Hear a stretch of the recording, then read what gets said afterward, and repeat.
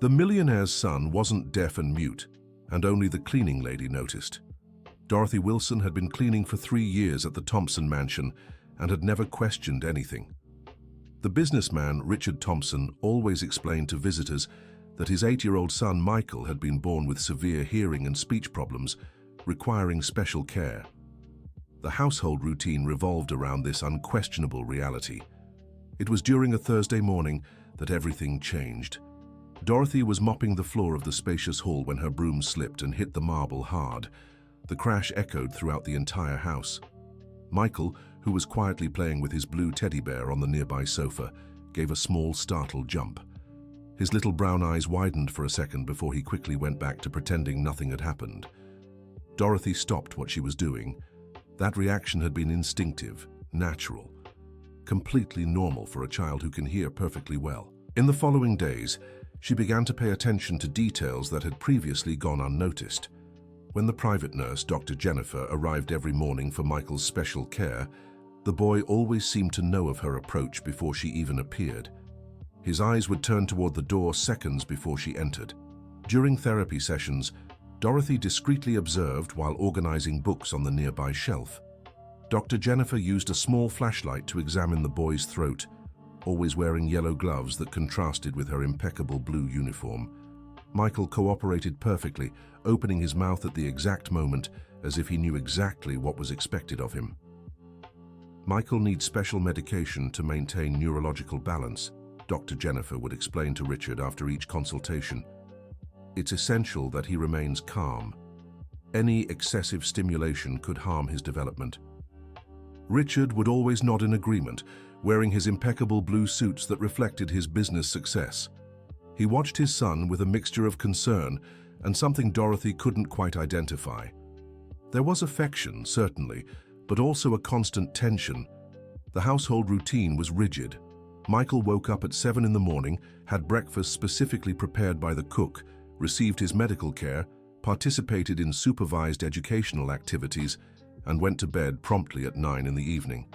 No employee was allowed to interact with him beyond what was necessary for their duties. Dorothy had been hired after losing her job as a preschool teacher at a municipal school in Denver. Budget cuts had eliminated her position, and at 52 she urgently needed work. Her experience with children made her naturally observant of child behavior. Dear listener, if you're enjoying the story, please take a moment to leave a like and especially to subscribe to the channel. It really helps us who are just starting out. Now continuing. One detail that puzzled Dorothy was how Michael always knew when his father was coming home.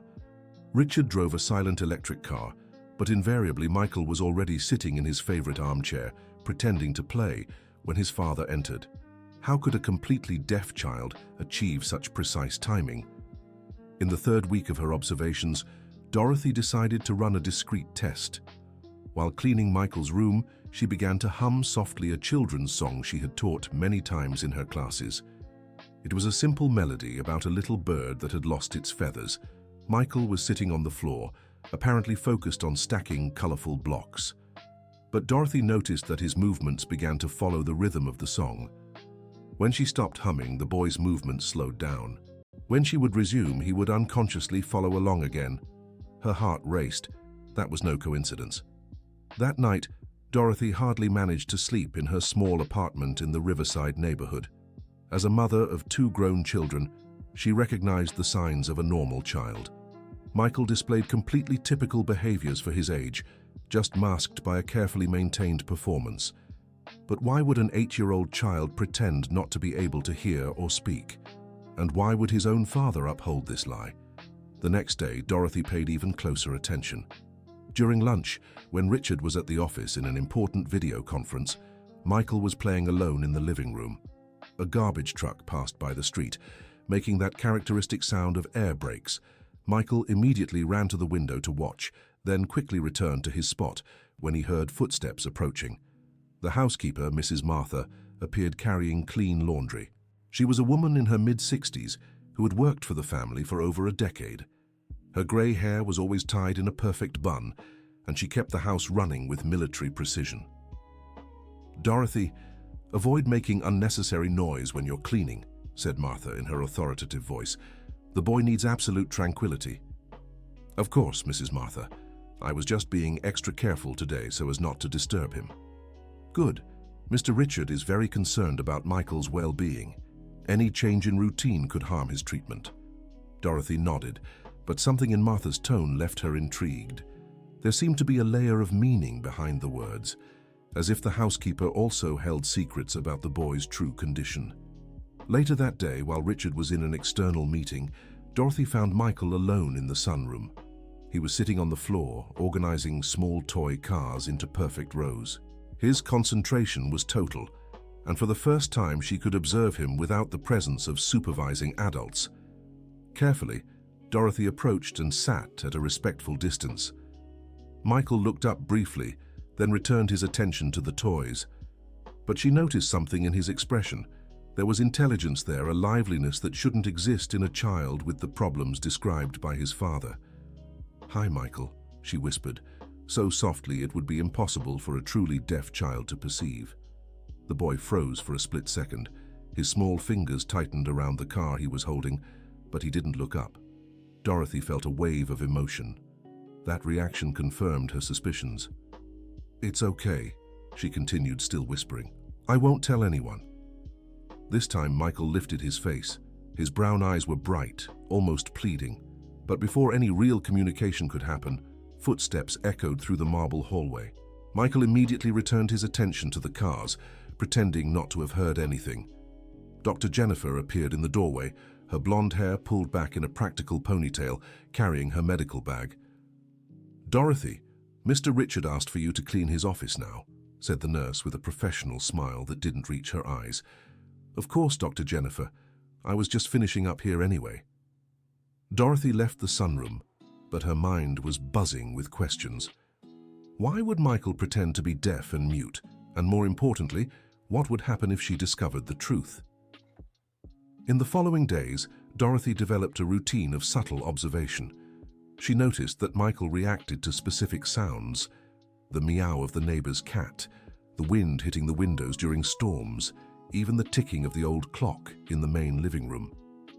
But his reactions were always controlled, as if he had learned to hide his natural responses. A disturbing revelation came when Dorothy Wilson needed to clean Richard Thompson's office in his absence. On the imported mahogany desk, she found an open planner with notes about maintenance consultations for Michael. The dates matched exactly with Dr. Jennifer's visits. On one of the pages, there was a post-it with a note in Richard's handwriting: "Increase dosage if showing signs of agitation." Dorothy felt a chill down her spine. What kind of medication would an 8-year-old boy take for agitation? Her discreet investigation was interrupted when Martha appeared at the office door. "What are you doing here, Dorothy?" The housekeeper's voice was colder than usual. "Mr. Richard asked me to clean today. I left you a message about the schedule change." Martha watched her suspiciously for a few seconds before slowly nodding. "Finish quickly, and don't touch his things." That night, in her small but cozy apartment, Dorothy spoke with her daughter Catherine on the phone. Catherine lived in Chicago and worked as a child psychologist. "Mom, from what you're describing, it sounds like the child might be inappropriately medicated," said Catherine after hearing the carefully omitted details. "Some medications can suppress natural behaviors, but it would be irresponsible to give diagnoses without proper exams." "But what if the child is pretending? Is that possible?" "Mom, children pretend for many reasons: fear, need for attention, or because they've learned that a specific behavior avoids unpleasant situations. What worries me is a father perpetuating this charade." Dorothy hung up more uneasy than before. Her suspicions were turning into a disturbing certainty. The following weekend, Richard traveled to a conference in Washington, D.C. It was the first time in months that Michael would be under only the supervision of Martha and Dr. Jennifer. Dorothy saw this as an opportunity. During the living room cleaning, she began to hum again. This time, she chose a song that Catherine used to sing when she was little. Michael was across the room, supposedly playing with educational puzzles. To her surprise, she heard him whisper along with the melody. It was almost imperceptible, but it was there. A sweet little voice accompanying the song. Dorothy approached slowly, continuing to hum. When she was just a few feet from him, Michael finally looked up. There were tears streaming down his cheeks. "My mom used to sing that song," he whispered so softly she almost didn't hear. Dorothy's heart almost stopped. It was the first time she had heard Michael's voice, and it sounded completely normal. Clear, articulate, emotional. "Where is your mom, sweetie?" Michael looked around nervously before answering. "She left when I was little. Daddy said she couldn't take care of me because I was too special." "You're not too special, Michael. You're a normal child." "I know," he whispered, pressing the blue teddy bear to his chest. "But if Daddy finds out, I know he'll be very angry with me." Before Dorothy could respond, they heard footsteps in the hallway. Michael immediately returned his attention to the puzzles, resuming his silent performance once again. Martha entered the room carrying a snack. "Michael, snack time," she said, speaking in exaggerated signs that the boy obviously didn't need. Dorothy continued cleaning, but her mind was in turmoil. Michael could not only hear and speak, but he was consciously maintaining a charade that involved the whole family. But why? That night, she couldn't focus on anything. During her 25 years as a teacher, she had encountered children with the most diverse challenges, but never a situation like this. Michael was clearly intelligent, sensitive, and completely capable. Why would his own father be keeping him in those conditions? On Monday, Richard returned from his trip more tense than usual. During breakfast, Dorothy observed his interaction with Michael. The boy behaved mechanically, responding only to specific visual gestures, but she noticed micro-expressions that revealed his true nature. When Richard mentioned a problem with the business, Michael made an almost imperceptible grimace of concern. "Dr. Jennifer will come later today," said Richard to Martha. "Michael needs an extra appointment. I've noticed some changes in his behavior." Martha nodded quickly. "Of course, Mr. Richard. I'll prepare his room for the appointment." Dorothy felt a tightening in her chest. What kind of extra appointment would be necessary, and what changes had Richard noticed? When Dr. Jennifer arrived, Dorothy positioned herself strategically to clean the hallway near Michael's room. The door was slightly ajar, allowing her to hear fragments of the conversation. "The medications are working properly," said the nurse. "But I notice he's becoming more resistant. It's natural as he grows." "I can't allow any regression," Richard replied with a tense voice. "You understand the implications if he starts to demonstrate normal capabilities." "I understand perfectly, Mr. Thompson. Perhaps it's time to consider the next phase we discussed." "Not yet. I need more time to organize things." Dorothy felt her hands trembling as she held the cleaning cloth. That conversation confirmed that Michael was being deliberately medicated to suppress his normal capabilities. But what was the motive behind all this? During lunch, while Richard worked in his office, Dorothy took advantage of a moment when Martha went out to get cleaning supplies. Michael was in the living room, coloring in a special book with thick pencils designed for children with special needs. She approached carefully. "Michael, may I sit with you?" He looked around quickly, then made an almost imperceptible gesture with his head. "Sweetheart, are you pretending not to be able to hear and speak?" Michael stopped coloring. His small hands trembled slightly. "If I answer, will you tell Daddy?" he whispered, so low that she had to lean in to hear. "No, my love. I promise I won't tell. I pretend because when I was little and spoke normally, Daddy would get very scared. He would cry and talk to doctors about bad things that could happen to me. Then one day he said it was better if I didn't speak anymore, and that the doctors would help me stay calm." Dorothy felt tears forming in her eyes. "How long have you been pretending, sweetheart?" "Since I was 5 years old. It's been a long time. Sometimes I almost forget what it's like to speak normally." "And your mother? Do you remember her?" Michael's face lit up for a moment. "Mommy sang to me every night. She said I was very smart, that I asked amazing questions. But one day she and Daddy had a really big fight about me, and the next day she wasn't here anymore." "Did she say anything to you before she left?" "She woke me up in the middle of the night crying a lot. She said she loved me more than anything in the world, but that she had to leave to protect me. I didn't understand at the time, but now I know she didn't want me to pretend forever. The conversation was interrupted by the sound of the main door opening. Michael immediately turned his attention back to the coloring book, resuming his silent mask. Martha entered the room carrying bags. "Dorothy, I need you to clean the library today. There are important visits tomorrow." "Of course, Mrs. Martha." As she walked to the library, Dorothy reflected on her conversation with Michael. The situation was more complex than she had imagined. A mother had left her son to protect him. A father kept his son medicated and pretending to have disabilities. And an 8-year-old child carried the weight of a performance that had lasted 3 years. The Thompsons' library was impressive, with shelves that went from floor to ceiling and a rolling ladder to access the highest books. As she cleaned, Dorothy couldn't help but observe the titles. There was an entire section on child psychology, neurological development, and behavioral disorders. One book in particular caught her attention: Heredity of Mental Disorders in Childhood. It was marked with several colorful post-its. Discreetly, she opened it to one of the marked pages. The chapter talked about how parents with a family history of mental illness sometimes develop excessive anxieties about their children's development. There were underlines in several passages, including one that said, "The excessive fear of hereditary manifestation can lead to harmful overprotective behaviors." Dorothy closed the book quickly upon hearing footsteps. Her mind was beginning to put together a disturbing puzzle. Richard was medicating Michael preventively, out of fear that he might develop some hereditary mental problem. That afternoon, she decided to observe the interaction between father and son more closely. During snack time, Richard communicated with Michael only through gestures, but Dorothy noticed that his movements were mechanical, like someone following a rehearsed script. "Michael is doing well with the new coordination exercises," commented Dr. Jennifer, organizing her bag after the daily consultation. "Great.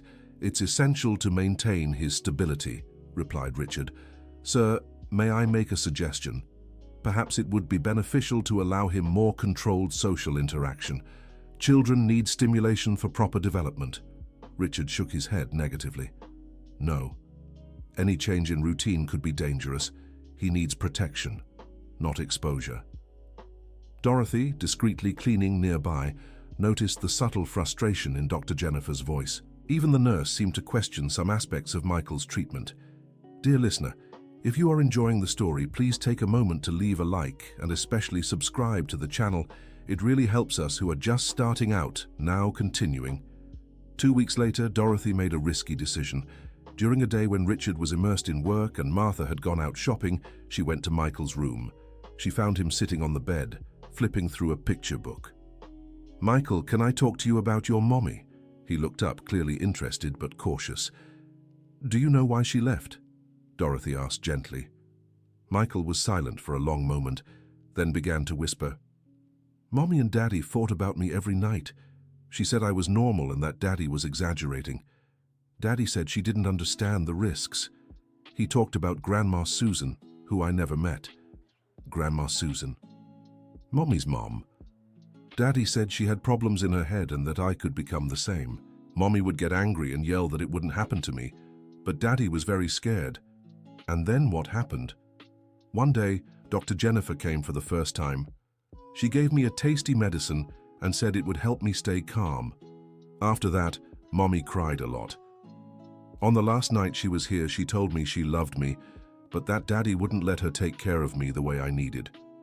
Dorothy felt a growing indignation.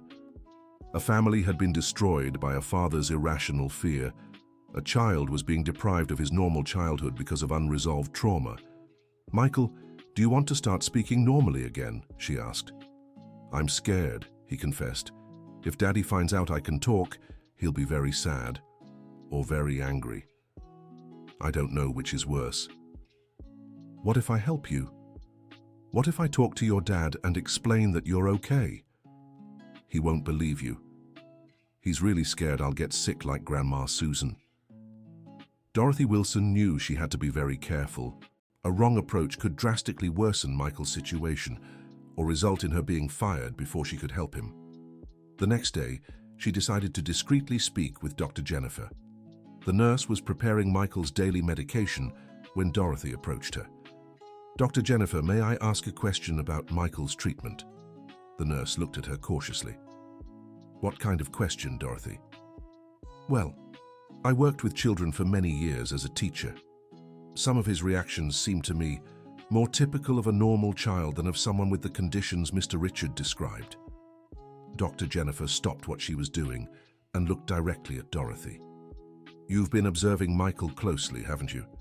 "I've noticed a few things, yes. Dorothy, I'll be direct with you. Michael's situation is complicated. Mr. Richard is convinced he is protecting his son from something that may never happen. I have been trying subtly to suggest re-evaluations, but he refuses. So you also realize that Michael is a normal child. Michael is more than normal. He is exceptionally intelligent and sensitive, but he lives under constant medication because his father is terrified of the possibility he might develop schizophrenia like his maternal grandmother. Is that possible? Could he develop the illness? There is a genetic component, yes, but the probability is low, and even if he did, it would be treatable. What Mr. Richard is doing is overly preventive, and it's harming the child's normal development. Why don't you stop the medications? Because if I do that without his consent, I will lose my license, and Michael will end up with someone who could be even worse. At least this way I can monitor him and ensure he isn't permanently harmed." Dorothy understood the complexity of the situation. "Doctor, Jennifer was trying to protect Michael the only way she could, even if it meant perpetuating an unfair situation. Is there any way to help Michael without harming you? Richard needs to confront his own fears, but that would require a carefully planned intervention." That night, Dorothy couldn't sleep. Her experience as an educator had taught her that children deprived of normal development during critical years can have difficulty fully recovering their social and emotional capacities.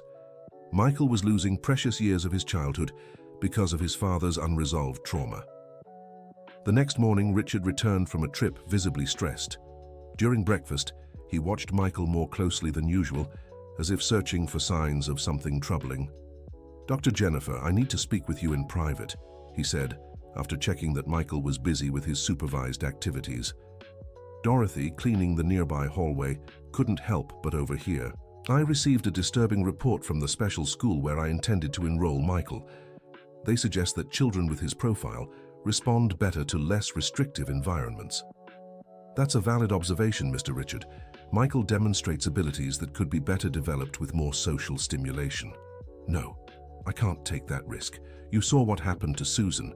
First there were small signs, then—" "Sir, Michael is not Susan. He is a completely different child." "You don't understand." Richard's voice rose. "Susan was also intelligent and normal until she was 15. Then she started hearing voices, having strange behaviors. Within 2 years, she was permanently institutionalized. I cannot let that happen to my son." Dorothy finally understood the root of the problem. Richard was so traumatized by his experience with his sister-in-law that he projected his fears onto Michael, creating exactly the kind of restrictive environment that could harm the child's emotional development.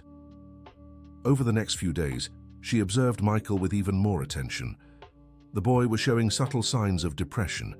He played mechanically, without the natural joy expected in a child his age.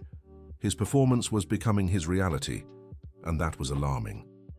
One afternoon, while Richard was at an external meeting and Martha was resting in her room, Dorothy found Michael sitting in the garden, looking through the gate bars at the children playing in the street. "Would you like to play with them?" she asked softly. "I used to play with other children," he whispered, "before I started pretending. I had a little friend named Tyler who lived nearby, but Daddy said I couldn't see him anymore." "Why?" "Because one day I told Tyler about things I saw in the house, things I heard in adult conversations. Daddy got very nervous and said children like me couldn't talk about those things." Dorothy began to understand that Michael had been silenced, not just by medical fears, but also by family privacy issues. Smart children ask questions and make inconvenient comments about what they observe. "Michael, do you remember any of the things you heard?" "I remember Daddy talking on the phone about problems at his work. He always seemed very worried about money, even though he had plenty. And I remember Mommy found out some things that made her very sad." "What kind of things?" Michael hesitated, looking nervously toward the house.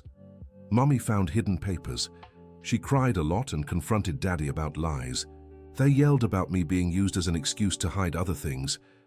Before Dorothy could ask more questions, they heard the sound of Richard's electric car arriving. Michael immediately stood up and went back inside, resuming his silent performance. Dorothy stayed in the garden for a few more minutes, processing what she had discovered. The situation was even more complicated than she had imagined. Michael wasn't being medicated just because of unfounded medical fears, but also because his normal abilities represented some kind of threat to family privacy. That night, she called Catherine again. "Mom, what you're describing sounds like psychological abuse," her daughter said after hearing the new details. "A child being forced to pretend to have disabilities to cater to his father's neuroses is extremely harmful. But what can I do? If I tell someone, it might be worse for him. Mom, you need to carefully document everything, and maybe find the child's mother. If she left to protect him, she might be waiting for an opportunity to help." The idea of finding Michael's mother had occurred to Dorothy several times, but she had no information on how to locate her. Richard never mentioned his ex-wife's name, and Michael didn't seem to know details about where she might be. Dear listener, if you're enjoying the story, please take a moment to like and especially subscribe to the channel. It really helps us who are just starting out. Now continuing. An unexpected opportunity arose the following week. Richard received an urgent call about problems at one of his companies and needed to travel again, this time to Miami. He would be away for 3 days, leaving Michael in the care of Martha and Dr. Jennifer. During those 72 hours, Dorothy intensified her observations. She noticed that Michael was more relaxed and displayed more natural behaviors in his father's absence. He even managed a few genuine smiles when he thought no one was watching.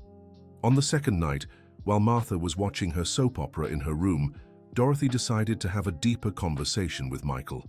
She found him in his room, quietly playing with building blocks. "Michael, can you tell me your mommy's name?" "Melissa," he whispered. "Melissa Parker Wilson. She went back to her maiden name after she left. Do you know anything about where she might be living?" "I once heard Daddy talking on the phone saying she was working at a school in Aurora, but that was a long time ago." Aurora was a city near the Denver metropolitan area. Dorothy knew finding someone with such limited information would be difficult, but not impossible. "Michael, would you like to see your mother again?"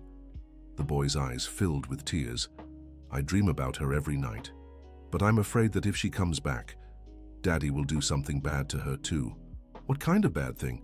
"I don't know exactly, but when they used to fight, Daddy always talked about things he could do to stop Mommy from seeing me. He has a lot of money and a lot of lawyers." Dorothy began to understand the situation had legal layers beyond the medical ones.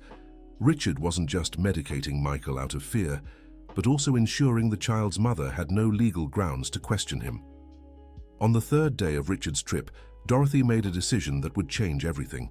During her lunch break, she drove to Aurora and began visiting public schools, asking about a teacher named Melissa Parker Wilson. At the fourth school she visited, an elderly secretary recognized the name. "Melissa, of course, she's worked here for 2 years. An excellent teacher, but always so sad. Seems to carry a deep pain. Would it be possible to speak with her? She's teaching right now, but I can let her know someone wants to talk." "Is it about a student?" "It's personal. About her son." The secretary's expression changed immediately. "Oh, are you from the ex-husband's family? She always said someone would come one day to talk about Michael." 15 minutes later, Dorothy was face to face with Melissa Parker Wilson in the schoolyard. She was a woman of about 35 with brown hair and eyes that showed a deep sadness, but also a remarkable inner strength. "You work at Richard's house?" were Melissa's first words. "Yes, I'm the housekeeper, and I discovered that Michael isn't really deaf and mute." Melissa closed her eyes and sighed deeply. "I knew he was pretending, but I couldn't prove it to anyone. Richard was so careful in building that medical narrative that even the specialists believed it. Why didn't you try to regain custody?" "I tried, but Richard hired the best lawyers in Colorado. They presented complete medical documentation. Expert reports, everything indicating I was a neglectful mother who refused to accept my son's special needs. But that's a lie. I know that. You know that. But the legal system believed his version. Michael was clearly presenting the behaviors described in the medical reports. How could I prove he was pretending? Dorothy told Melissa about her observations over the past weeks, about the whispered conversations with Michael, and about the medication he received daily. I always knew Richard was using medication to control Michael, said Melissa with controlled anger, but I never got proof. He painted me as a hysterical mother who invented conspiracy theories. Melissa, Michael remembers you. He misses you every day. Melissa began to cry. I left my son to try to protect him from a legal battle that could traumatize him even more. Richard threatened to move heaven and earth to prove I was unstable. Said if I kept fighting, he'd make sure Michael was permanently committed to an institution. But now we have a witness, said Dorothy. Someone from inside the house who can confirm Michael is normal. Would you risk your job for this? I'd risk much more than my job. Michael deserves to have his mother back. They spent the next hour developing a plan. Melissa explained she'd spent the last 2 years documenting everything about the situation, including recordings of phone conversations, where Richard inadvertently revealed details about the medical fraud. The problem is, I need evidence that Michael can communicate normally, explained Melissa. Without that, any legal attempt will be your word against his medical documentation. Dorothy knew exactly what needed to be done. When Richard returned from his trip on Thursday, Dorothy had already established a plan with Melissa. They needed a clear recording of Michael speaking normally, but under circumstances that couldn't be questioned or manipulated. The opportunity came the following Saturday. Richard had invited important investors for a meeting at home, wanting to impress them with his luxurious family environment. The house had been in preparation since early morning, with Martha supervising every detail and Dr. Jennifer ensuring Michael was properly prepared for possible interactions with visitors. During the preparations, Dorothy strategically positioned her phone to record audio while talking with Michael in the sunroom. Martha was too busy with preparations to supervise every move, and Dr. Jennifer was organizing medications. Michael, do you know important people are coming today? He nodded affirmatively but said nothing. Would you like them to know who you really are? Michael looked around nervously, then whispered, I'm afraid of disappointing Daddy. He always tells everyone I'm special and need care. If they find out I'm normal, Daddy will be ashamed. Sweetheart, your daddy loves you very much. Sometimes people do wrong things because they're scared, but that doesn't mean they don't love. Do you think Mommy would come back if Daddy knew I can talk? I think your Mommy never stopped loving you, Michael. She's just waiting for the right time to return. I miss her singing to me. His little voice was heavy with emotion. Sometimes I sing softly to myself, pretending she's here. The recording was capturing every clear and articulated word from Michael, demonstrating not just his communication abilities, but also his impressive emotional maturity for his age. The conversation was interrupted when Martha appeared. Dorothy, I need you to finish cleaning quickly. The guests arrive in 2 hours. Of course, Mrs. Martha, I'm almost done. Michael immediately turned his attention to his toys, but before Martha walked away completely, he discreetly looked at Dorothy and silently mouthed, "Thank you." During the meeting, Dorothy continued her work normally, but watched the interactions closely. Richard introduced Michael to the investors as his special son who overcomes challenges every day. The businessmen looked at the child with a mixture of sympathy and discomfort. Michael, in turn, played his part perfectly. He greeted each visitor with polite gestures, smiled when appropriate, and maintained his silent act. But Dorothy noticed small details that revealed his true nature, the way his eyes followed conversations, how he subtly reacted to jokes, how he showed genuine interest when adults spoke about topics that captivated him. After the meeting, one of the investors commented to Richard, "Your son seems much more functional than you had described. Perhaps the treatments are working better than expected." "Michael has good days and difficult days," Richard quickly replied. "It's important to keep realistic expectations." Dorothy realized that even outside observers were noticing inconsistencies in the official narrative about Michael. That night, she sent the recording to Melissa, along with detailed notes about his observed behaviors. The response came the next morning. "Dorothy, this is exactly what I needed. My lawyer said that with evidence like this, we can request an independent psychological re-evaluation, but we need to be strategic about the timing." Melissa explained that she had discovered disturbing information about Richard's business practices.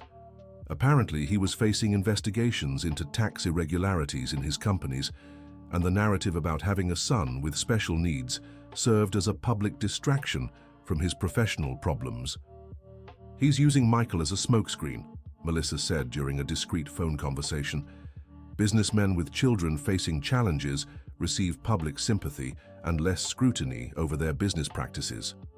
This revelation added an even more disturbing dimension to the situation. Michael wasn't just being deprived of a normal childhood due to medical fears, but was also being instrumentalized for public image purposes. Dorothy felt even more determined to act. During the following week, she began meticulously documenting Michael's medication routine, the appointment times with Dr. Jennifer, and the child's genuine reactions when he thought he was alone. A revealing incident happened on Tuesday. Michael was in the garden when the family cat, a white Persian named Snowball, got stuck in a tall tree. The animal was meowing desperately, clearly frightened and unable to come down on its own. Michael observed the situation for a few minutes, then ran into the house. Dorothy discreetly followed him and saw him looking for Martha. When he didn't find her, he returned to the garden and began climbing the tree alone. "Michael, be careful!" Dorothy instinctively shouted. He looked at her from the tree, clearly having heard perfectly. "I need to save Snowball," he said in his normal voice without whispering. "He's very scared." "Come down from there, dear. I'll call someone to help." "There's no one home to help. Mrs. Martha went to the pharmacy and Dr. Jennifer only arrives later." Michael managed to reach the cat and carefully climbed down from the tree. Snowball snuggled in his arms, clearly grateful for the rescue.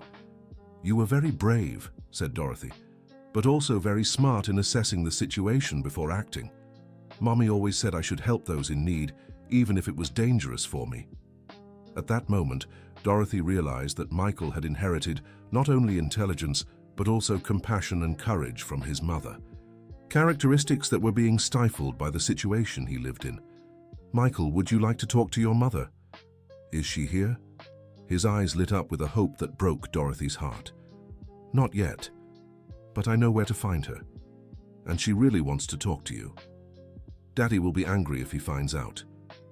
Let's make this our secret, at least for now." The next day, Dorothy managed to arrange a call between Michael and Melissa.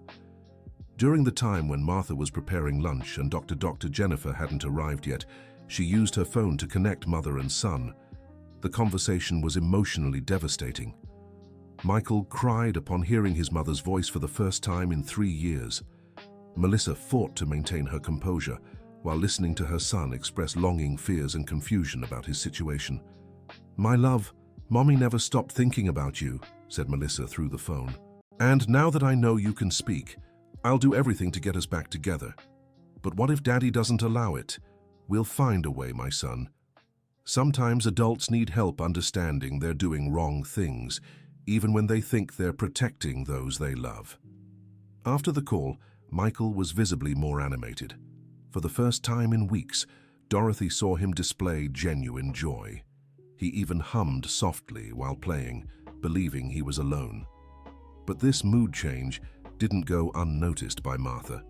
During dinner, she commented with concern, "Mr. Richard, Michael is showing different behaviors today, more restless than usual." Richard immediately became alert. "What kind of behaviors?" "Well, he seems more responsive, as if he's paying more attention to his surroundings. I need to call Dr. Jennifer immediately." Dorothy, serving dinner, felt a wave of panic. Any change in Michael's behavior would be attributed to progression of medical problems, possibly resulting in stronger medication or drastic changes to his treatment. Dr. Jennifer arrived within an hour, carrying additional equipment for a full evaluation. Dorothy watched through the slightly open door as the nurse examined Michael with her flashlight, wearing fresh yellow gloves. The boy cooperated perfectly, but she could see tension in his small shoulders. "His pupils are more dilated than normal," commented Dr. Jennifer, "and his heart rate is slightly elevated." "Does this indicate progression?" asked Richard anxiously. "Possibly. I'll adjust the medication and monitor more closely in the coming days." That night, Dorothy barely slept. Her actions had inadvertently put Michael at risk of receiving even stronger medication. She needed to find a solution quickly before the situation spiraled completely out of control. The next morning, she called Melissa and explained the recent developments. "We can't wait any longer," said Melissa with determination. "My lawyer said we can request a court order for an independent psychological evaluation, especially with the evidence you provided." "But won't that alert Richard to what we're doing?" "Yes, but at this point it's our only option. If we wait longer, Michael might be medicated even more aggressively. What if Richard tries to hide Michael or send him away?" "It's a risk we have to take, but legally he can't do that if there's an ongoing court case." Melissa explained she had spent 2 years building a solid case, documenting all inconsistencies in Michael's medical history and investigating Richard's true motivations. With the evidence provided by Dorothy, she finally had enough basis for legal action. "Dorothy, you understand this will change your life too. Richard will certainly discover you've been helping us. I understand, but I can't keep watching Michael suffer knowing I could have done something." The following Monday, Richard received a court notification requesting an independent psychological re-evaluation for Michael. The document cited emerging evidence regarding potential misclassification of developmental capabilities. Richard's reaction was explosive. He summoned the entire staff for an emergency meeting in the main room. "Someone has been talking about Michael with people outside this house," he said, his voice controlled but dangerous. "This is a serious violation of privacy and trust." Martha, Dr. Jennifer, and Dorothy Wilson stood aligned like soldiers awaiting judgment. Michael was in his room, supposedly occupied with supervised educational activities. "Mr. Richard," Dr. Jennifer began carefully, "perhaps this re-evaluation is an opportunity. If Michael truly has the limitations we believe, the new tests will only confirm our work." "You don't understand." Richard lost his composure. "Any exposure could destabilize years of progress. Michael cannot be subjected to the stress of unfamiliar evaluations." Martha shot an accusatory look at Dorothy. "Dorothy, have you been speaking with anyone about the family?" "No, Mrs. Martha. I take my work seriously and respect everyone's privacy here." Richard watched her intensely. "Dorothy, you were hired because you urgently needed a job. I hope you remember that before doing anything that could harm this family." The threat was clear, but Dorothy kept her expression neutral. "Of course, Mr. Richard. This family has always been good to me." After the meeting, Richard immediately called his lawyers. Dorothy managed to overhear fragments of the conversation while cleaning the hallway near the office. "I want to know exactly who is behind this re-evaluation request." "Yes, investigate all household staff." "No, we cannot move Michael now. That would look suspicious." "Increase discreet security around the property." The situation was escalating quickly. Dorothy knew she had little time before her actions were discovered. On Tuesday, the court-appointed psychologist arrived for a preliminary evaluation. Dr. Robert Stevens was a man of about 50 with extensive experience in cases involving children. Dorothy watched him interact with Michael during a 1-hour session. Michael demonstrated his usual performance, responding only to direct visual stimuli and avoiding any behavior that indicated normal hearing capabilities. But Dorothy noticed that Dr. Stevens was paying attention to subtle details. After the session, the psychologist spoke with Richard in the office.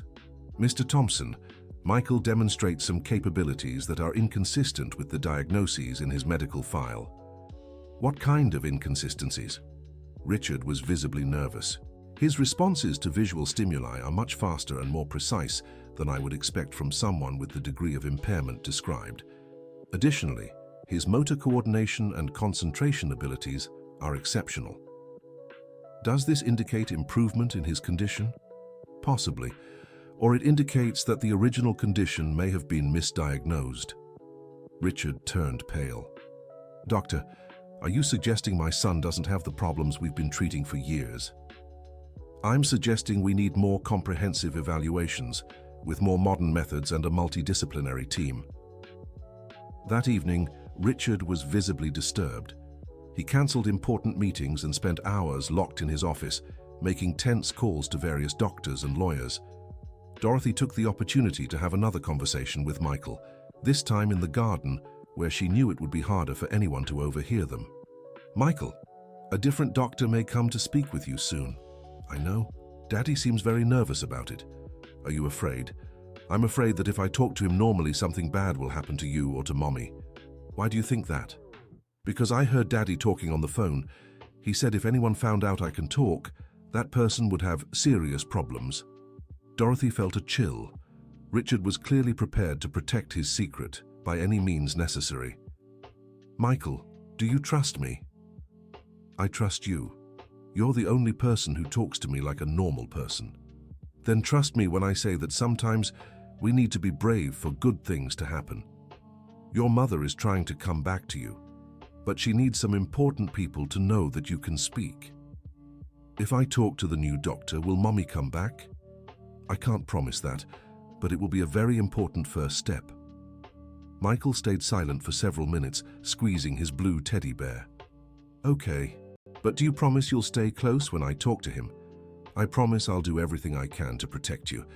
On Thursday, Dr. Stevens returned for a second evaluation, this time accompanied by a social worker and a psychologist specializing in child development.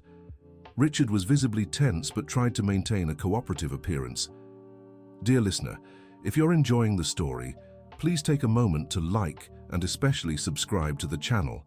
It really helps us who are just starting out. Now continuing, the evaluation began similarly to the previous one, with Michael displaying behaviors consistent with the diagnoses in his file. But after 40 minutes, Dr. Stevens decided to try a different approach. Michael, I'm going to do some different tests today, he said, speaking normally instead of using exaggerated gestures. The boy maintained his neutral expression, but Dorothy, who was discreetly cleaning near the door, noticed he was paying full attention to the psychologist's words. I'm going to tell a story about a boy who had a very important secret, Dr. Stevens continued. This boy could do things others didn't know he could do, but he kept these abilities hidden because he was afraid of disappointing people he loved. Michael began to tense up. His little hands squeezed the blue teddy bear tighter. The boy in the story finally decided to trust a special person, someone who promised to protect him. And you know what happened? The child was clearly interested, but struggling to maintain his facade. The special person helped the boy find his mother, who had been waiting a long time to hug him again. At that moment, Michael could no longer contain himself. Tears began streaming down his cheeks, and he looked directly at Dr. Stevens. Is my mother really waiting for me? He asked in his sweet, clear voice. The silence in the room was deafening. The social worker and psychologist exchanged meaningful glances. Richard turned pale as a sheet. Michael, he said, trying to approach his son. Daddy, I'm sorry. Michael began to cry harder. I tried to pretend well, but it was getting so hard, and I miss Mommy so much. Richard knelt beside his son, clearly shocked but also confused. Son, how long have you been able to speak? I always could, Daddy. But you got so sad when I spoke normally that I learned to stay quiet. That doesn't make sense. The doctors confirmed. Dr. Stevens gently interrupted. Mr. Thompson, we need to speak privately. Michael is clearly a child with fully normal development. Richard looked at his son as if seeing him for the first time. But the medications, the treatments, all these years. Daddy, doctor, Jennifer always gave me medicine that made me sleepy and kind of confused, but I could still hear everything. I just pretended I couldn't because you said it was better that way. The revelation hit Richard like an avalanche. Years of unnecessary treatments, inappropriate childhood medication, deprivation of normal social development, all based on a deception he himself had created and perpetuated. Dorothy Wilson watched from the hallway as Richard Thompson embraced Michael for the first time genuinely, not as a careful obligation, but as a desperate father confronting the reality of his mistakes. The evaluation team spent the next 2 hours documenting everything. Michael spoke openly about his years of pretending, about his memories from before the charade began, about missing his mother, and about how he had learned to play the role everyone expected of him. "Mr. Thompson," said Dr. Stevens when they finished the documentation, "Michael needs psychological support to deal with the trauma of having lived a lie for 3 years. But physically and neurologically, he is a completely normal and healthy child." "How is that possible?" The other doctors confirmed. "With all due respect, sir, it seems Michael learned to exhibit the behaviors that were expected of him. Children are remarkably adaptable, especially when they realize a specific behavior results in approval from adults." Richard sank into an armchair, burying his face in his hands. "My God, what have I done to my son?" Michael timidly approached his father. "Daddy, you didn't mean any harm. I heard you crying in your room sometimes, talking about Grandma Susan. You were afraid I would get sick like her." "You heard those conversations?" "I heard a lot of conversations. About problems at work, about Mom, about why she had to leave. I wanted to help by staying quiet, so you wouldn't worry so much." The emotional complexity of the situation was being revealed layer by layer. Michael had taken on this performance not just out of fear, but out of genuine compassion for his father's suffering. Dr. Stevens scheduled a formal meeting for the next day, when Melissa Parker Wilson would be present for discussions about custody and future care. Richard reluctantly agreed, still processing the reality that he had spent 3 years treating his son for a non-existent condition. That night, for the first time in years, Michael spoke normally during dinner.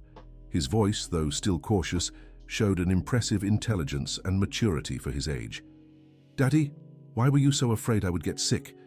Richard took a deep breath before answering.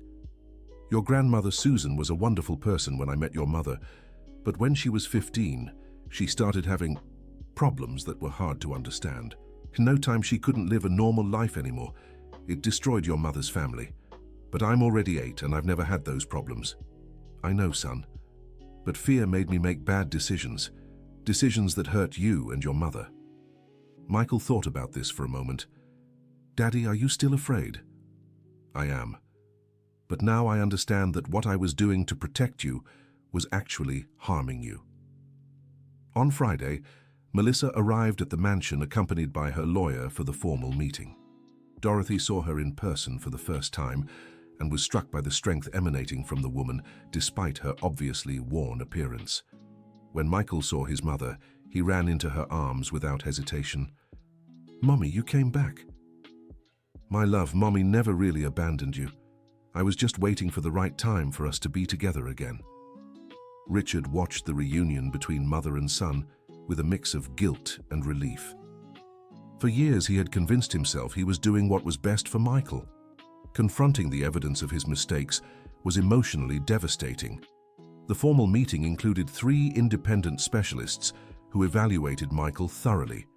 They all reached the same conclusion.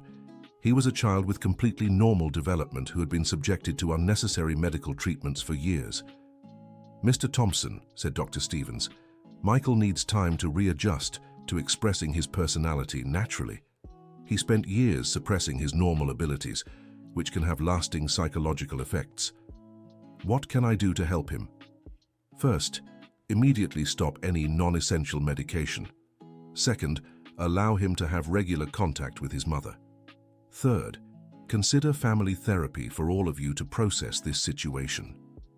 Melissa, who had remained admirably composed throughout the meeting, finally spoke. "Richard, I never wanted to take Michael away from you. I just wanted him to be a normal child. Why didn't you try to convince me in another way?"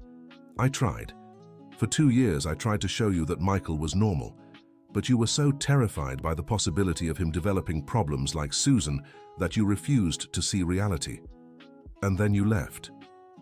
I left because you threatened to sue me for negligence and said you would make sure Michael was permanently institutionalized if I kept interfering with his treatment."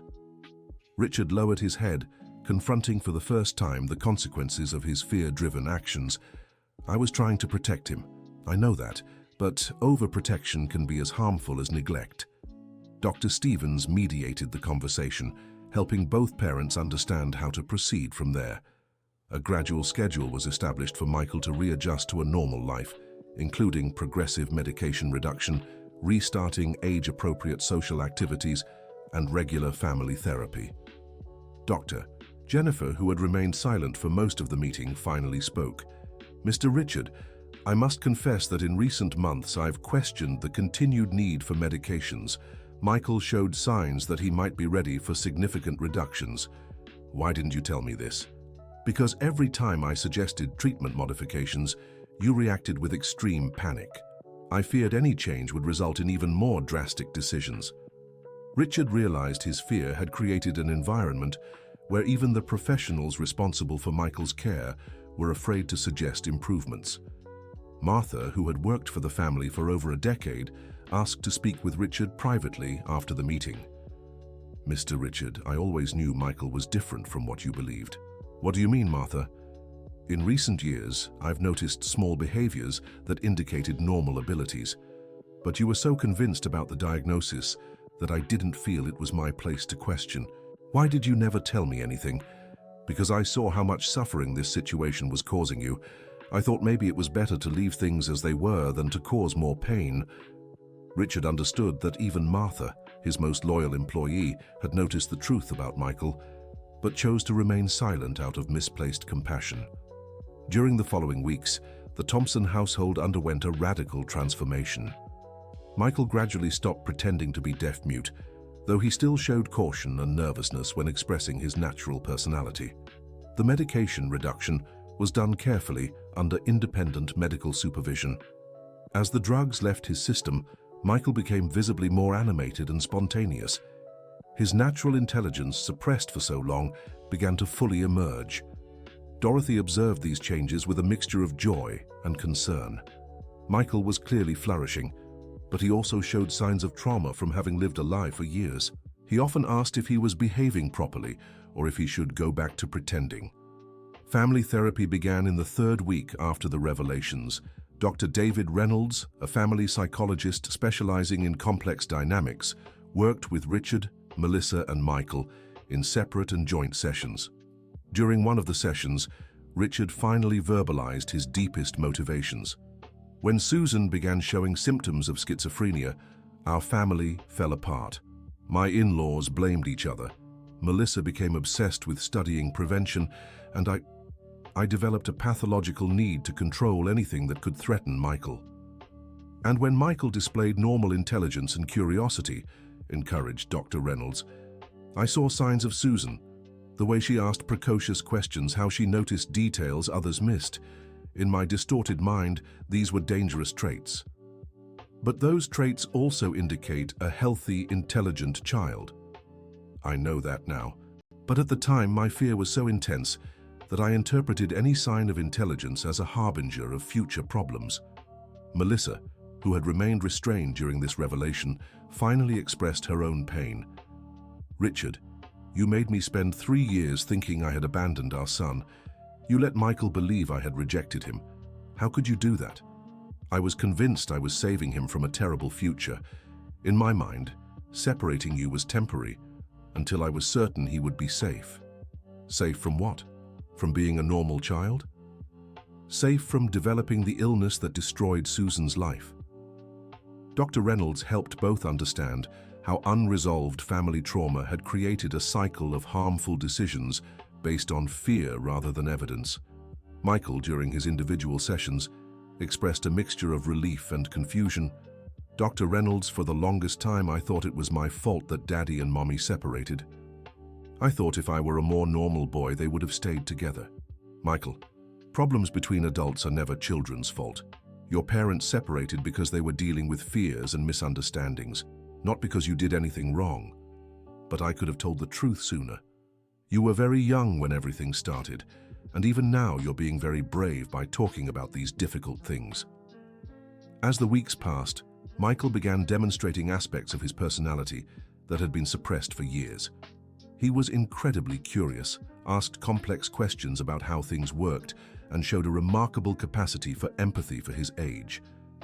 Dorothy had the satisfaction of watching him gradually transform from a haunted child into a vibrant and confident one.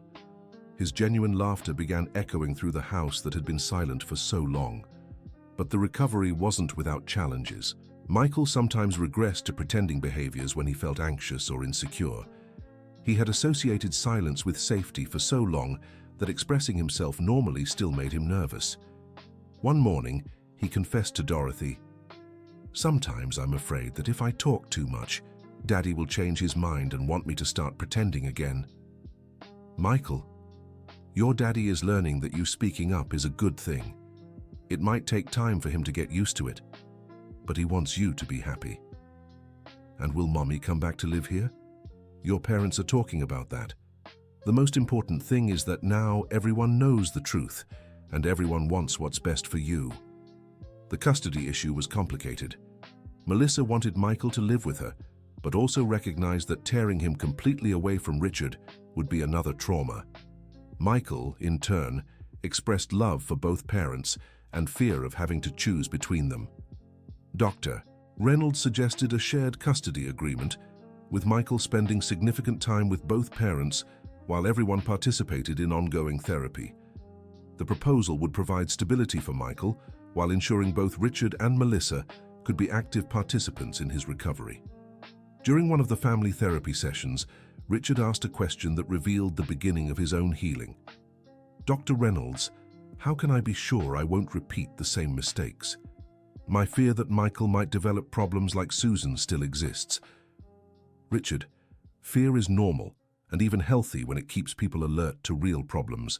The problem arises when fear becomes paralyzing and leads to actions based on remote possibilities rather than present realities. How can I tell the difference between healthy precaution and harmful fear? By looking at current evidence instead of projecting future fears. Michael shows normal emotional, social, and cognitive development. These are concrete facts, more reliable than worries about what might happen." Melissa was also working through her own traumas. "Dr. Reynolds, for 3 years, I blamed myself for not fighting harder to keep Michael, but I was also afraid that a prolonged legal battle would traumatize him even more. Melissa, you made impossible decisions with limited information. What matters is that you never stopped looking for ways to help Michael. But I let him believe he had been abandoned.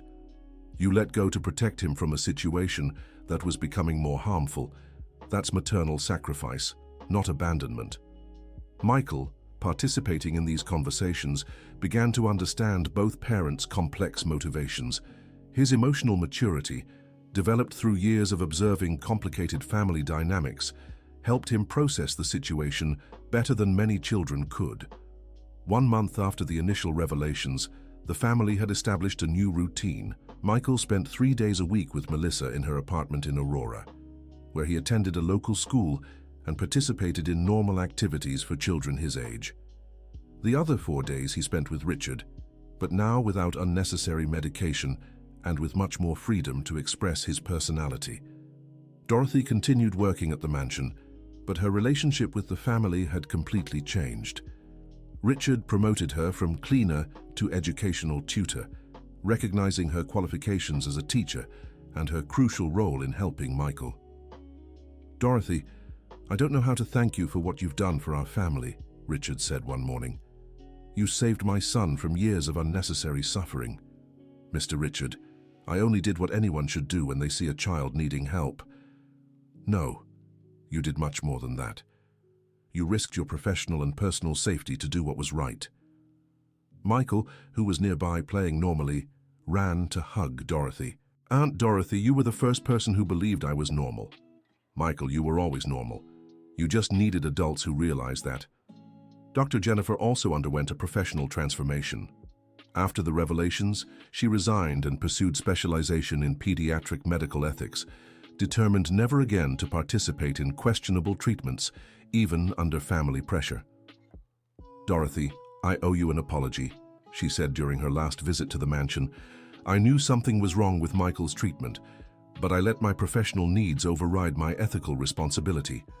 "Dr. Jennifer, You were in a difficult situation too. That's no excuse. I'm the medical professional. It was my responsibility to question a treatment that clearly wasn't benefiting my patient. Martha, surprisingly, showed the strongest emotional impact from the changes. For years, she had remained silent about her observations, and it weighed on her conscience. Dorothy, you did what I should have done long ago, she confessed during a day of deep cleaning. I saw Michael reacting to sounds. I saw him demonstrating normal intelligence, but I chose not to interfere. Mrs. Martha, you were trying to protect your position and your family too. It's not your fault. But I have more life experience. I should have found a way to help that child. What matters is that Michael is being helped now. 3 months after the first revelations, Michael was attending regular school and making friends for the first time in years. His grades were exceptional, confirming the natural intelligence that had been masked for so long. During a school presentation where Michael had the opportunity to speak publicly, Dorothy, Richard, and Melissa watched with tears in their eyes while he recited a poem about finding his own voice. This poem is for all the people who helped me remember that it's okay to be who I really am, Michael told the audience. Especially for my mother, who never stopped believing in me, my father, who is learning that loving me means letting me grow, and for Aunt Dorothy, who heard my silence and helped me find my voice again. There wasn't a dry eye in the audience. Michael's presentation demonstrated not only his normal cognitive abilities, but also an exceptional emotional maturity developed through his unique experiences. After the event, Richard approached Dorothy. I want to offer you a permanent position as Michael's educational coordinator, with a salary that matches your experience and real qualifications. Mr. Richard, I would be honored, but only if Michael agrees. Aunt Dorothy, are you going to keep helping me? Michael asked with a genuine smile that lit up his whole face. Always, my dear, always. 6 months later, the family had found a new normal. Richard was in individual therapy to deal with his traumas related to Susan and learn to distinguish between healthy caution and paralyzing anxiety. Melissa had moved to an apartment near the mansion, allowing Michael to move easily between the two houses. Michael, now 9 years old, was thriving in every aspect of his development. His natural personality emerged more each day. He was curious, compassionate, intelligent, and surprisingly resilient, considering what he had been through. During a Sunday afternoon, the whole family was gathered in the mansion's garden for a picnic. Michael ran freely across the lawn, shouting with joy while playing ball with Snowball, the cat he had saved months before. Dorothy, said Melissa, sitting next to her at the garden table, how did you know something was wrong? What made you realize Michael was pretending? Experience as a teacher, maternal intuition, and maybe a little bit of luck, replied Dorothy. But mostly it was because I paid attention. Sometimes children just need an adult who truly sees them. Richard, who was watching Michael play, spoke without taking his eyes off his son. Dorothy, you saved our family, not just Michael, but all of us. I was destroying everything I loved because of fear. Mr. Richard, it wasn't just me. It was Michael being brave enough to speak the truth, Melissa never giving up fighting for him, and you being strong enough to admit mistakes and change them. Aunt Dorothy, Michael ran to her, clearly happy and breathing heavily after playing. Do you want to see what I wrote in school about families? Of course, dear. Michael took a notebook from his backpack and read aloud. Families are like puzzles. Sometimes the pieces get scattered and you think you'll never be able to put the whole picture together again. But if you're patient and have people who help you look for the right pieces, you can make a picture even more beautiful than it was before. I wrote it thinking about us, he explained. Our family was all scattered, but now we're put together again, and in a better way. Dorothy Wilson embraced Michael, knowing the child's analogy was deeper than many adults could express. That afternoon, as the family enjoyed simple and genuine moments together, Dorothy reflected on how complex situations sometimes only require one person to have enough courage to question them. Michael had not only regained his literal voice, but had also found his emotional and social voice. Richard Thompson was learning to be a father based on present love instead of future fear. Melissa Parker Wilson had rebuilt her relationship with her son and established a functional co-parenting partnership with her ex-husband. And Dorothy had discovered that her experience as an educator, even in a different role, could still make significant differences in a child's life. When the sun began to set over Denver, Michael approached all the adults gathered at the garden table. "I want to say something important," he announced in his clear and confident voice. "You all saved me from a life where I was pretending to be someone else. Now I can be myself, and that's the most important thing in the world." He looked specifically at Dorothy. "Aunt Dorothy, you were the first person in 3 years who talked to me like I was normal. That gave me the courage to stop pretending. Michael, you were always brave. You just needed an opportunity to show it. And now I can show it every day." As Michael returned to playing in the garden, now accompanied by laughter and lively conversation instead of forced silence, Dorothy knew she had witnessed one of the most significant transformations of her life. A child had regained not only his voice but his complete identity. A family had come together stronger and more honestly. And she had discovered that doing the right thing, even when it's difficult and risky, is always worth it. End of story. Now tell us what you thought of this story and where you're following us from. Which part moved you the most? Do you believe Dorothy made the right decision by risking everything for Michael? We'd love to read your opinion in the comments with sincere words. Thank you so much for your company. Don't forget to leave your like and, most importantly, subscribe to the channel so you don't miss other moving stories.